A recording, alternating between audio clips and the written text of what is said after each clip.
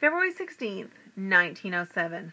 Reading this article, I feel stunned, sickened, queasy. I feel as if we are under physical attack from the enemy who wanted nothing more than to breed hatred and contempt for our department. We seem like fools mistreating an innocent woman. Where is the truth in that? Where are the real details of the story? But I'm not the one to talk to those reporters who swim like sharks in front of our doors. Early this morning, after the story broke, several men from the newspapers gathered about on the pavement in front of our building, hungry for a story.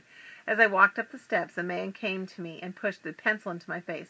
"Miss Prudence Galuski, is it true that you were on hand for the capture and arrest of Mary Mallon, the human typhoid germ carrier?" he shouted at me. I tried to pass him, stunned by his question, by use of my name. He planted himself in front of me and would not budge. "Miss Galuski, does the department really have proof that this woman carries the disease?"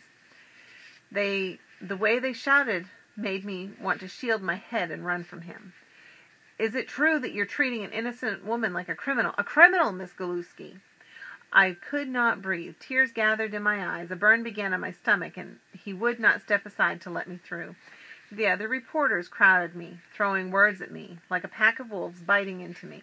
I covered my ears and bowed my head, hoping they would go away, and suddenly, from behind, I felt hands on my arms, grabbing me and pushing me around the man. I heard, "Leave her alone!" I tried to see who it was, but the hands guided me through the crowd. "Out of the way! Give us room!" he demanded. This man directed me up the stairs and to my office, where he released me, and I saw the face of the science fellow who had tormented me, Jonathan. I wanted to holler at him for touching me and thank him for saving me at the same time. I could not stop shaking. He walked away before I could collect my senses. All the months we worked to find Mary, all that he went through, boiled down to this one article.